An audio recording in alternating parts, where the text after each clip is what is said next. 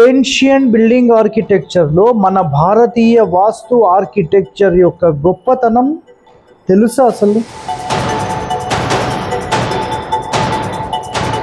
మన భారతదేశానికి ఎవరన్నా చెడు చేయాలని ఆలోచిస్తే అలాంటి వ్యక్తులను మన భారతదేశం నుంచే తరిమివేయాలి. అది ఎవరైనా సరే. రెండవ ప్రపంచ యుద్ధంలో ఎన్నో అణుబాంబులను తయారు చేయడానికి సహాయపడిన వ్యక్తి ఎవరు తెలుసా? మన తెలుగు ప్రజలలోనే ఒక వ్యక్తి అతను.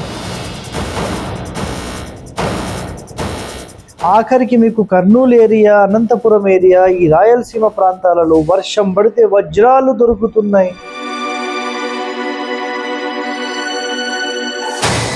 ఒక 1000 షిప్స్లో మొత్తం సంపద, వజ్ర వైడూర్యాలు, బంగారం తీసుకెళ్ళినా ఇంకా మన దగ్గర ఉంది అంటే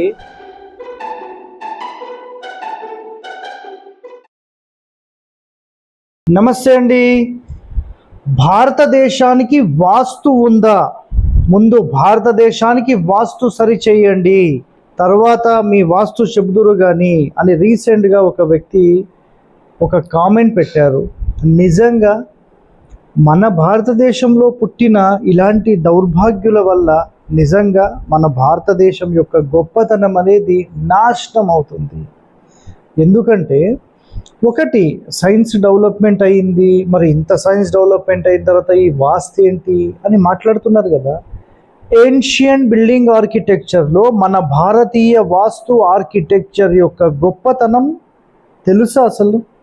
ఈ మాట మాట్లాడే ఎవరికైనా తెలుసా?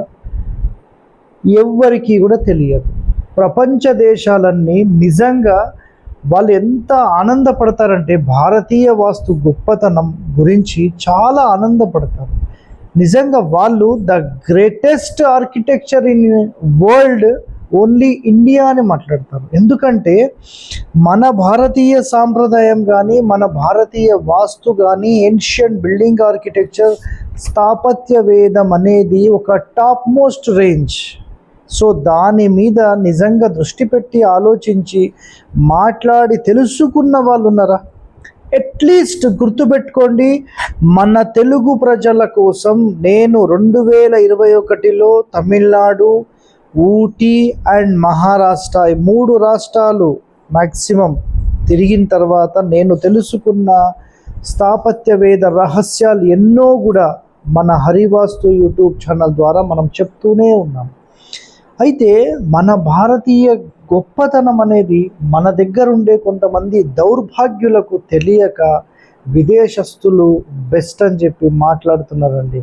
ఆ విదేశస్తులు ప్రపంచ దేశాల వాళ్ళు మన భారతీయ వాస్తుని కానీ, మన భారతీయ సంస్కృతిని కానీ నిజంగా తారీఫ్ చేస్తాయి, అంటే శభాష్ అంటాయి. మన వాళ్లకు మాత్రం అది చెప్పడం చేత కాదు. మరి అలా చెప్పడం చేతగాని మీరు మన భారతదేశంలో ఎందుకు ఉండాలి? ఇది నా భారతదేశం. ఇలాంటి దరిద్రులను మనం ఎట్టి పరిస్థితుల్లో పెట్టకూడదు. మన భారతదేశానికి ఎవరైనా, గుర్తుపెట్టుకోండి ప్రజలారా, అందరికీ చెప్తున్నాను, మన భారతదేశానికి ఎవరన్నా చెడు చేయాలని ఆలోచిస్తే అలాంటి వ్యక్తులను మన భారతదేశం నుంచే తరిమివేయాలి. అది ఎవరైనా సరే. నాకు కుల మతాలతో సంబంధం లేదు. మన తల్లిని ఎవరన్నా ఏమన్నా అంటే కులము మతము చూస్తామా, అవన్నీతో మనకు సంబంధం లేదు. ఎవరు చెడగొట్టడానికి వస్తే వాడిని తరిమేయాల్సిందే. First point.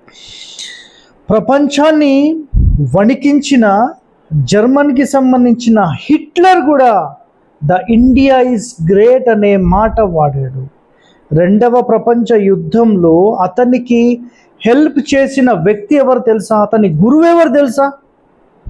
ఎంతో సమాచారం తీసుకొని, మన వేదాలలోని సమాచారం అంతా తీసుకొని 2వ ప్రపంచ యుద్ధంలో ఎన్నో అణుబాంబులను తయారు చేయడానికి సహాయపడిన వ్యక్తి ఎవరు తెలుసా?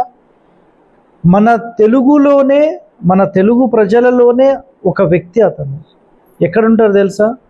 రాజమండ్రి, రాజమహేంద్రవరం అని ఇప్పుడు మాట్లాడుతున్నాం కదా.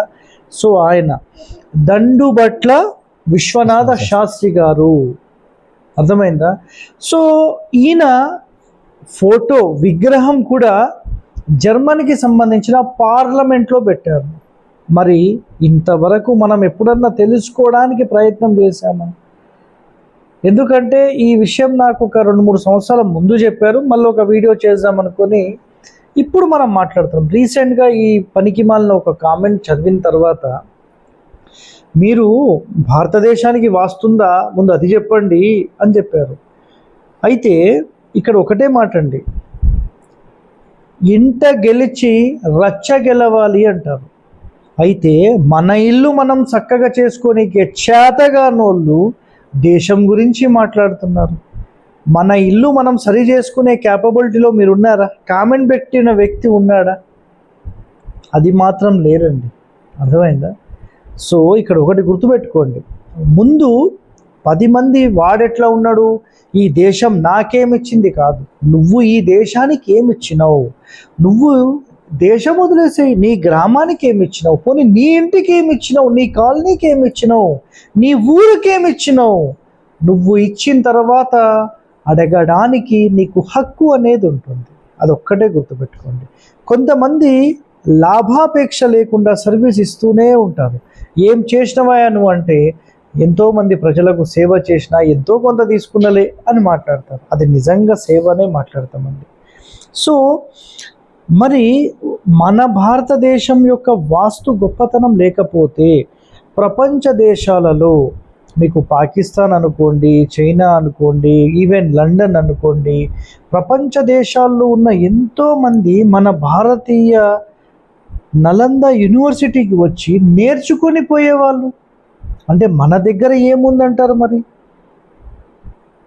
కోటి కొరకు కోటి విద్యలు అని మాట్లాడతాం కదా. మరి అలాంటి కోటి విద్యలు ఎక్కడ ఉన్నాయి? నలంద యూనివర్సిటీలో ఉండేవి. మరి దానిని నాశనం చేసింది ఎవరండి? ఎవరు? ముస్లిం కంట్రీస్ వాళ్ళు కంప్లీట్ నాశనం చేసి వెళ్ళిపోయారు. అర్థమైందా? సో నిజంగా మన దగ్గర ఎంతటి అద్భుతమైన గ్రంథాలు ఉండేవంటే, బంగారాన్ని మనం చేసే క్యాపబిలిటీలో మనం ఉన్నాం, వెండిని తయారు చేసే క్యాపబిలిటీలో ఉన్నాం. ప్రపంచంలో ఎక్కడైనా సరే మీరు తవ్వితే బంగారం అంటూ దొరుకుతుందా? దొరకదు. కానీ భారతదేశంలో ఎన్నో ప్రాంతాలలో తవ్వితే బంగారము, వజ్ర వైఢూర్యాలు దొరుకుతున్నాయి. అంటే ఇలాంటి భారతదేశంలో మనం పుట్టినందుకు గర్వపడాలి. అలాంటి గర్వం అనేది లేకుండా మన భారతదేశాన్ని తిడుతున్న ఇలాంటి వ్యక్తులు మన భారతదేశంలో ఉండడం అవసరమా? ఆలోచన చేయండి. సో ఒకటేనండి నేను చెప్పేది, మనము 10 మంది కోసం మంచి చేయాలి. ఇప్పుడు నేనున్నానండి, నేను మన భారతీయ ఏన్షియన్ బిల్డింగ్ ఆర్కిటెక్చర్ స్థాపత్య వేదని నేర్చుకుని 10 మంది మేలు కోరి ఈ శాస్త్రాన్ని ముందుకు తీసుకెళ్ళడానికి నా వంతు నేను ప్రయత్నం చేస్తున్నాను. నేను ఖచ్చితంగా ఫీజు తీసుకుంటున్నాను. దాంట్లో నేను ఫ్రీ సర్వీస్ అయితే నేను చేయలేను. సర్వీస్ ఇచ్చి దాని తగ్గట్టుగా నేను డబ్బులు కూడా తీసుకుంటాను. ఎందుకంటే నాకు కడుపు ఉంది, మరి నేను కూడా బతకాలి కదా. మరి దీని వాల్యూ తెలిసిన వాళ్ళే దానికి సంబంధించిన ధర చెల్లించి ఆ సర్వీసెస్ అనేవి తీసుకుంటారు. అయితే మరి ప్రపంచ దేశాలు మన భారతదేశం నుంచి ఎంతో సంపద దోచుకొని పోయారు. మరి అంత సంపద దోచుకొని పోయినా కూడా తిండికి గతి లేని పరిస్థితిలో మనం ఈరోజు వరకు ఉన్నామా? ఆలోచన చేయండి. తిండికి గతి లేని పరిస్థితి ఇప్పటికీ కూడా మనకు లేదు. ఎన్నో దేవాలయాలు తవ్వితే దాని కింద బంగారం ఉంది అని మాట్లాడతాము. ఎన్నో పురాతన గృహాలు తవ్వితే దాని కింద బంగారం ఉంది అని మాట్లాడతాము. ఆఖరికి మీకు కర్నూలు ఏరియా, అనంతపురం ఏరియా, ఈ రాయలసీమ ప్రాంతాలలో వర్షం పడితే వజ్రాలు దొరుకుతున్నాయి. 3 కోట్లు 30 కోట్ల రూపాయల వజ్రాలు అట్లా పొలాల్లో దొరుకుతున్నాయి. అంటే ఎంత సంపద! మార్కెట్లో కేజీలు రాసుల లెక్క పోసి అమ్మేవాళ్ళు. మరి ఎంత సంపద మన దగ్గర ఉంది! కనీసం 1000 షిప్స్, రాజీవ్ దీక్షిత్ గారు చెప్పిన ఒక పాయింట్ ఏంటంటే, 1000 షిప్స్లో మొత్తం సంపద, వజ్ర వైడూర్యాలు, బంగారం తీసుకెళ్ళినా ఇంకా మన దగ్గర ఉంది అంటే ద ఇండియా ఈజ్ గ్రేట్ అనే మాట మీ నోట రావాల్సిందే.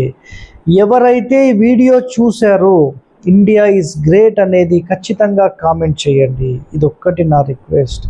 సో భారతదేశానికి వాస్తుందా కాదు, అలాంటి వాస్తుంది కాబట్టే ప్రపంచంలో ఎక్కడ లేనటువంటి మూలికలు మన భారతదేశంలోనే ఉంటాయి. ప్రపంచంలో కొన్ని ప్రాంతాలలో చలి, కొన్ని ప్రాంతాలలో వేడి, కానీ భారతదేశంలో ప్రతి క్షణం అన్ని కాలాలు 100% ఉంటాయి.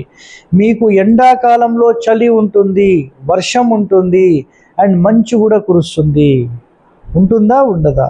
సో ఇది మన భారతదేశంలో అన్ని రకాల కాలాలు, అన్ని రకాల ఎన్విరాన్మెంట్స్, ప్రపంచంలో లేనటువంటి గొప్పతనం కేవలం మన భారతదేశం. ఇలాంటి భారతదేశానికి ఎవడైనా చీడ పురుగులు వచ్చి డ్యామేజ్ చేయాలని ఆకాంక్షిస్తే అలాంటి వారిని మనం వదలకూడదు. ఇదొక్కటి నా రిక్వెస్ట్. అర్థమైందా? సో మీరందరూ కూడా ఇలాంటి వీడియోస్ చూసి మనమందరం మంచిగా ఉండాలి, మనమందరం బాగుండాలి, 10 మంది బాగు కోరాలి. ఇదొక్కటే నా యొక్క రిక్వెస్ట్ అండి. సో భారతదేశానికి వాస్తు గురించి మాట్లాడిన వ్యక్తి గురించి ఇంతసేపు మాట్లాడడం. సో ఇలాంటి సమాచారం మీరు మాత్రమే చూడకుండా ఇంకా 10 మందికి షేర్ కూడా చేయండి, లైక్ చేయండి, గంట బొమ్మను కూడా యాక్టివేట్ చేయండి. థ్యాంక్ యూ అండి.